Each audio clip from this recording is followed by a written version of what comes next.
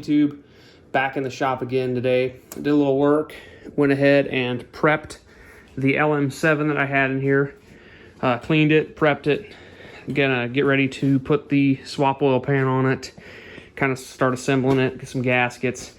Went ahead, you guys are probably really confused with the paint choice. I went ahead and painted it VHT Gold Metallic, the SP404 Gold Flake paint.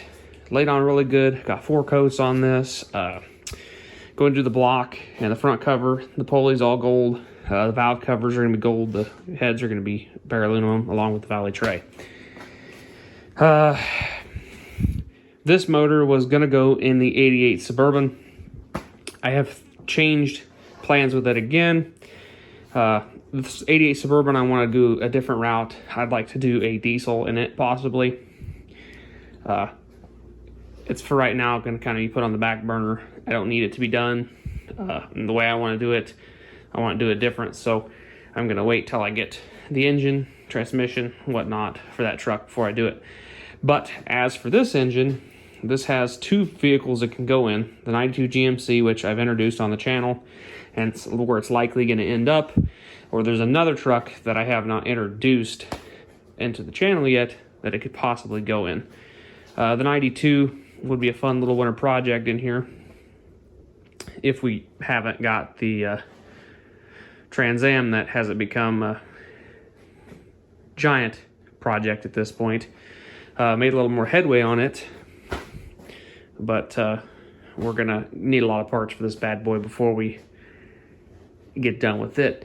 But anyways, back to the 5.3. Basically, if it does end up in the 92, which I am leaning towards the 92, it possibly will get an LSA supercharger in the future. So I'm thinking about pinning the crank now, then I don't have to do it in the vehicle.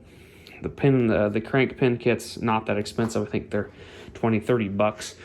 It comes with the drill bit, the whole guide, and you drill it in, pound the crank pin in, put the bolt back in, crank's pinned. So I'm thinking about doing that so I don't have to do it later. I'm going to run the truck accessories right now. Like I said though, if I do put a LSA blower in it, I will go ahead and get an ITC billet set up for truck accessories and an R4 compressor, air conditioning compressor for the LSA blower. You can get an LSA blower for $1,500 on eBay, and you can get the top brick for anywhere from $600 to $900 if you do your searching and get the adapter plates. I think they're like $120, $200, something like that. Not too horrible. So I'd like to do a supercharger on this. I think forced induction of some sort. I do have the 05 computer, possibly going to use that. I might do the fuel pump upgrade. When I do it, I'll probably put an Aeromotive or a Walbro pump in there that's considerably bigger. I think I'm going to do AN line from the tank up to the front. This is an 05 motor, so it has the returnless fuel rail. That's the truck intake with fuel rails. I think I'm going to go ahead and buy the Dorman or intake, or the, I can't remember what, the Super Auto or whatever. There's one on there that's basically a semi copy of a fast truck, the RT intake manifold. They're like $100. So personally, to me, they're worth just, I'm going to buy it just so I don't have to clean all the oil out of this poor intake. I can use my rails, I can use my throttle body, my rails, and I'm pretty sure you can use the cover on this still. So I'll be able to use that Vortec cover and paint it up and maybe do some gold lines in it and make a gold logo. But yeah, I think I'm going to go ahead and paint the valve covers gold. I don't know if I said that. The heads are going to stay bare aluminum. The valley cover is going to stay bare aluminum. I might throw some other polish on them with my buffing wheel. I don't know, I'm going to drill. We'll see. Maybe we can make them shine up a little bit. The setup for this right now, if it does end up in the 92, I have a 2-wheel drive output shaft and tail housing in that brown box. We'll pull a torque converter, pull the bell housing, pull the pump, pull the clutch pack out of the 4L60, replace the output shaft, and put the two-wheel drive tail housing on it. We'll do that. That's not too hard to do on a 4L60. Wiring, we'll use a 88 to 92, or no, 88 to 98 throttle pedal for diesel. We've been using one in the 83 Chevy. We'll put the same one in the 80 or the 92 truck. It'll work, bolt right up. We wire the harness to the tack module.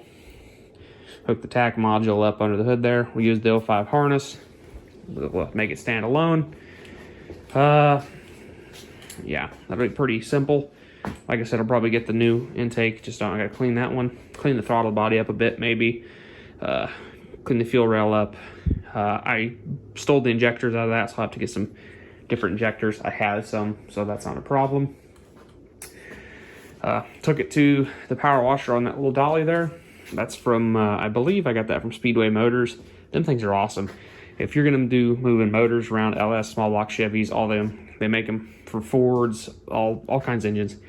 Very nice little cart. Recommend. I think I gave $30 for one of these. I bought two. I wish I'd have bought like 4, because I have 2 more LS motors. Once this one's done to pull, and yeah, I have the LM4 on the other one I have, so we'll have a couple. We got two more engines to pull out of 02 Avalanche, the ones out of 03 Suburban. The 03 Suburban is a newly acquired parts truck. It's a flex fuel truck, so that's kind of cool. I also thought about robbing the flex fuel, the computer, the fuel rails, and the sensor, and everything off of it to make this truck flex fuel. I thought about it just so possibly later on when I do put the LSA blower in, I can run E85 on it. If that's possibly might happen, depends on how ambitious I am. I can always do that swap later. The harnesses are about 99% identical between those, so all you have to do is add the flex fuel sensor, and I can swap over to the flex fuel computer. Or you could reflash it, or you could get one that's flashed for a flex fuel truck. Add the sensor, run E85. Put the bigger injectors. I got a bigger injector. The motor, the block itself is pretty much identical to an LM7. I think what are the L59s? Is what the flex fuel RPO code is. Camshaft's the same, compression's the same. I'm pretty sure the block is all the same. I'm pretty sure just basically the intake up is different. They just have, I think they got a bigger fuel pump. I think that I know they have bigger injectors, and then they have the flex fuel sensor. So that's all I know that's the difference. But yeah, I'm gonna call it a day for today. I'm not gonna call it a video though. I'm gonna go ahead and cut you guys back on possibly tomorrow when I'm gonna go ahead and unmask this thing. And I need to clean up the intake rails, put some tape on them, and then get this bad boy flipped over and put the swap oil pan on it. We'll do the oil pan, we'll do a new pickup. I gotta get some gaskets. The oil pan came with a gasket. I gotta get a dipstick tube for that oil pan. They're like $30, so I gotta pick me up one of those. Then I'll get some gaskets for the valve covers. I will need to get some intake gaskets, but if I buy that other intake, I don't have to buy gaskets, so that's always a plus. So yeah, cut you guys back on a second when we get to that oil pan. All right, guys, it's the next day. I went ahead and unmasked it.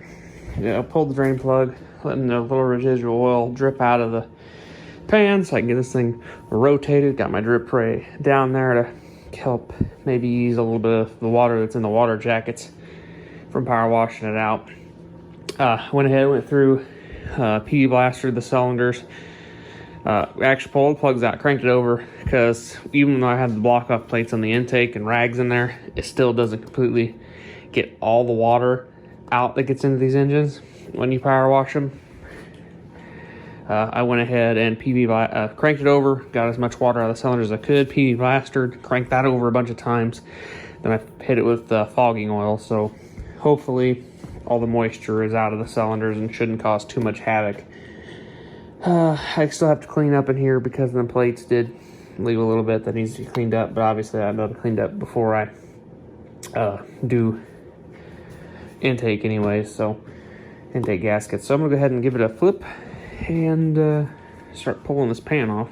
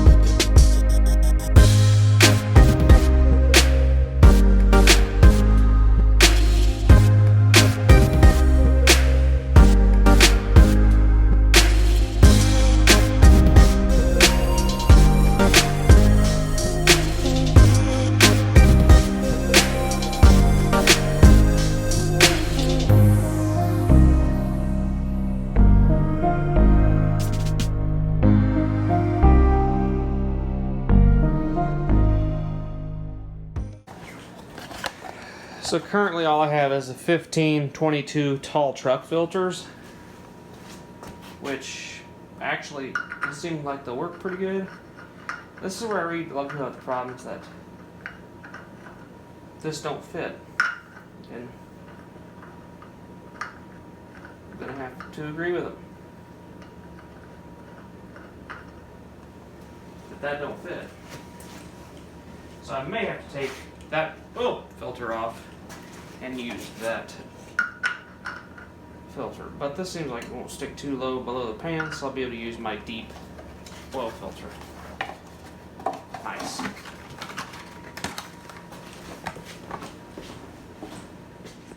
Alright, we got it on, and we hit a little snag. I ended up having to steal the oil filter adapter out of the stock truck pan because I'm going to run the 1522 filter, which is the long, tall truck filter. It's the same thread pitch as the car, though. I don't know what this pan requires for an oil filter. This is the same as the Holley 301-2, I believe. So, I mean, if I figure out what this takes oil filter-wise, I might put that in the comments for you guys or in the description, just so you guys know what you need if you just want to pick up a different oil filter. But being I run 1522s on pretty much everything I own, all my trucks. You can also use a shorter car one. I can't remember what it is for the standard car one. But this is a 13mm Allen, and it fits right in this pan. Just screws right down in there. This gets torqued to 40 foot-pounds, I believe, is what they ask for. This is the one that does not work. I'll probably screw it in my old pan just to save it. Yeah, I had to pull my filter off, peel that off. I was figuring I probably would have had to, so that's not horrible. I'm not real upset about that. Dipstick tube of this pan worked, no modification to the windage tray. Pan fit right on there, dropped on, no problems. That's good. I'll probably dump a little oil down in this to relube the system. I got some Mobil 1 15, or not, Mobil 1 5W30. Pretty simple to install. Just put the RTV silicone in each corner. These bolts, you want to torque from the center out. This truck block does not use this bolt hole, so I do have one extra bolt hole. This does come with a dual bolt-on dipstick tube, which is nice. So you got 2 points of holding that on. I did not Loctite them. I probably should have. But the way that tube went in, I don't think I have to worry about them backing out. So them get torqued at 106 inch-pounds. The two back bolts, 106 inch-pounds. 18 foot-pounds for all of these bolts. 18 foot-pounds on the drain plug if you're going to torque that. Like I said, 40 on this. I'll have to torque this down because it's just screwed in there right now. Then I will go ahead and put the oil filter on. and call it for a day. Probably. It's getting kind of late. Probably call it a day. Need to edit this video, so, and actually got a couple other videos I need to edit too. But yeah, it does take up a lot less space. There's a lot more room for activities underneath this engine now. For you guys that are curious, how does this fit?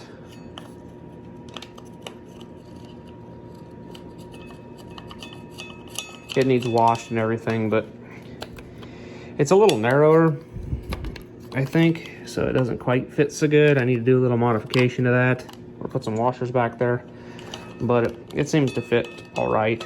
I mean, a lot of guys don't even run these.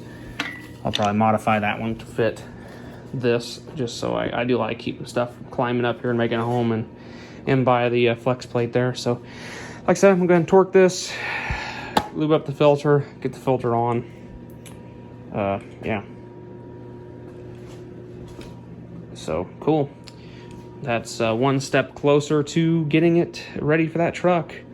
So, I do have to dive into the 4L60 and swap tail shafts, so that'll be fun. And I got to rework the harness. So then I actually got to get the truck around here, get the 4.3 out of it, and the 700R4, get them out of it, get new motor mounts, get transmission mount, just so they're all new. Still might pin the crank yet. Haven't decided fully, but we'll see when we get further along in this build. So, all right, guys. We'll catch you in the next video.